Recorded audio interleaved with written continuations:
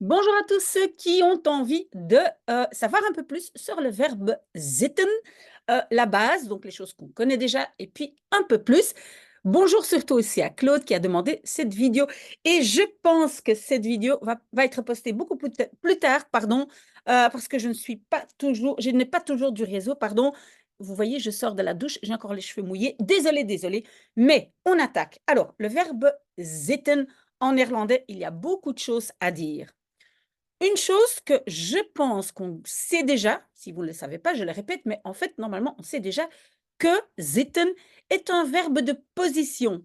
Rappelez-vous, en français, être peut être traduit en néerlandais par zitten, staan, hangen, et ça dépend de la position, si quelque chose ou quelqu'un pend, est assis, est couché, etc., etc. Ça, je pense que si vous avez été à l'école en Belgique, vous avez entendu parler des verbes de position. Si vous avez quand même encore des questions, demandez-moi et je vous renvoie vers la vidéo concernée. Bien. Donc, je donne un exemple. Ze heeft de hele namiddag aan haar bureau zitten werken. Ça, c'est un exemple. Zitten, vraiment, elle était assise. On peut dire aussi, par exemple, ze zit te werken. Hein, là, au lieu de dire elle travaille ou elle est en train de travailler, on peut dire elle est en train de travailler, mais en position assise. OK? Je rajoute quelque chose parce que je pense que nous avons vu ça dans la série Halas en de Kost que nous avons regardé ce matin. Et à un certain moment, une fille dit Die zetel zit goed.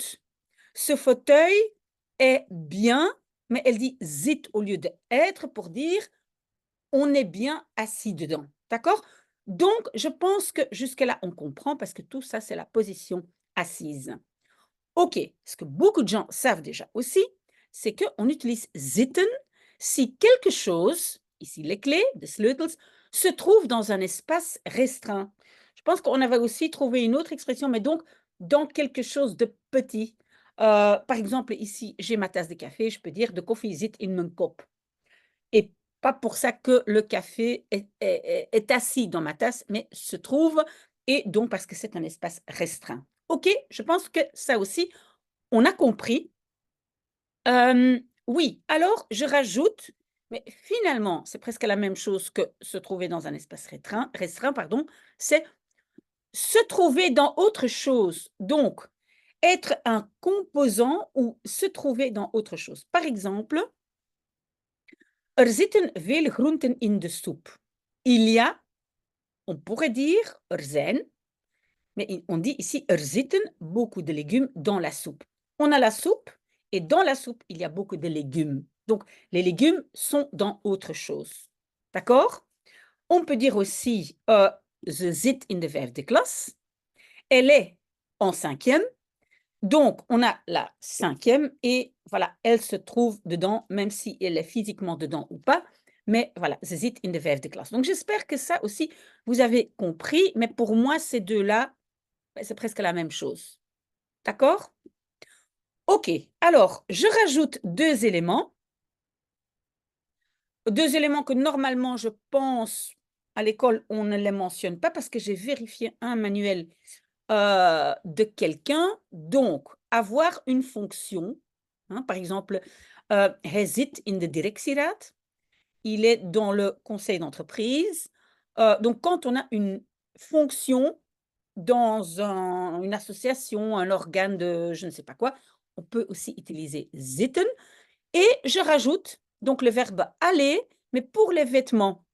Donc, quand on va dire en français, ce pantalon te va bien, en néerlandais, on va dire die broek zit je goed. Zitten, ça veut dire ça va bien, c'est bien la bonne taille, c'est la bonne couleur, etc. Zit je goed. OK. Donc, ces deux-là, je rajoute. Maintenant, je dois dire aussi que il y a des nouvelles tendances et de tous les verbes de position, zitten est le verbe le plus neutre et peut être utilisé pour autre chose et pas uniquement en position assise. Donc, de tous les autres verbes de staan, hangen, liggen, etc., zitten est le verbe le plus neutre. Donc, dans beaucoup de contextes, zitten indique que je suis en train de. Et même parfois, si la position n'est pas assise, et exprime aussi très souvent une sorte d'irritation. Par exemple, hij zit maar te zeggen dat we geen geld hebben. Il est en train de dire, il est tout le temps en train de dire que nous n'avons pas d'argent. Et quand on utilise zit au lieu de aan het, hein, en train de, alors souvent c'est une irritation. Ok, donc ça, zitten peut indiquer en train de. Et parfois ça va très loin, mais je vais expliquer après. Parfois, on a déjà aan het dans la phrase et on utilise quand même encore zitten pour indiquer que ça dure déjà depuis un petit moment. Par exemple, je zit daar maar aan het niksen.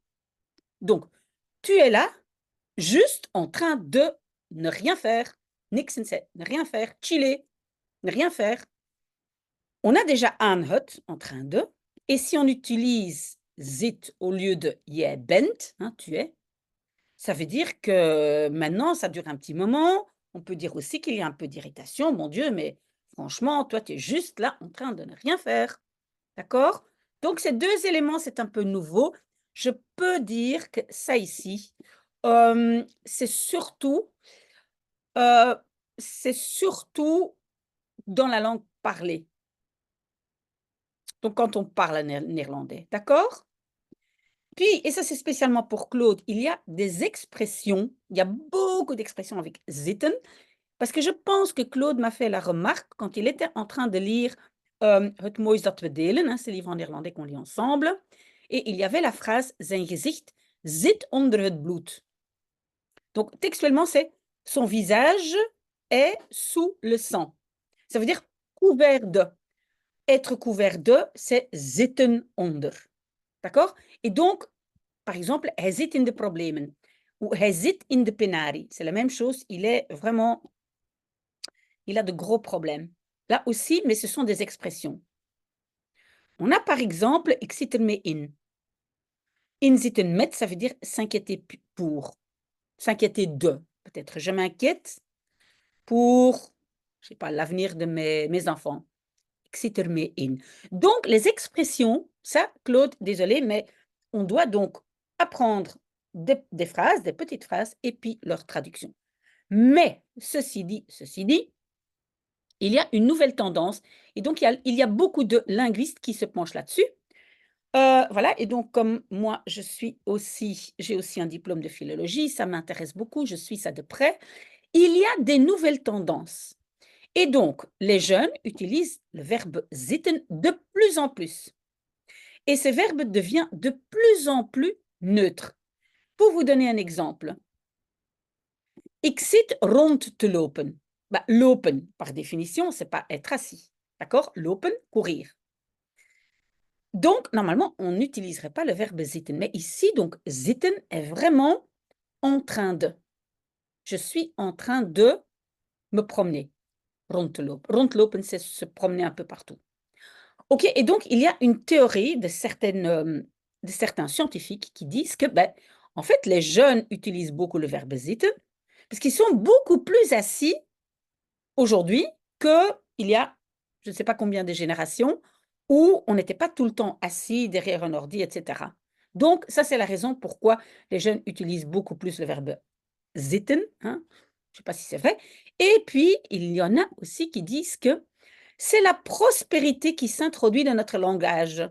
On n'a plus besoin de bouger, on n'a plus besoin d'aller chercher notre nourriture ou bien dans les champs ou aller chasser ou je ne sais pas quoi. Et donc, cette prospérité s'est introduite dans notre langage. Ça veut dire que, voilà, on utilise plus le verbe zitten simplement parce qu'on zit beaucoup plus. Claude, j'espère que ça a aidé. S'il y a d'autres expressions à rajouter, en fait, vous pouvez me les donner et je peux les rajouter ici, hein, dans expressions. Comme ça, on peut les étudier. S'il y a encore des questions, si vous voulez d'autres éléments ou explications, n'hésitez pas, je suis là. Je demande à partir de maintenant toujours de liker les vidéos parce que plus on like, plus on a de chances d'avoir des subsides. Donc, si vous le faites, merci.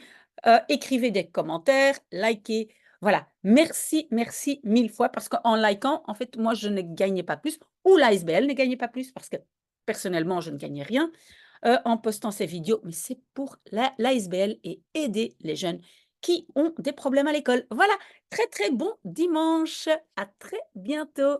Au revoir.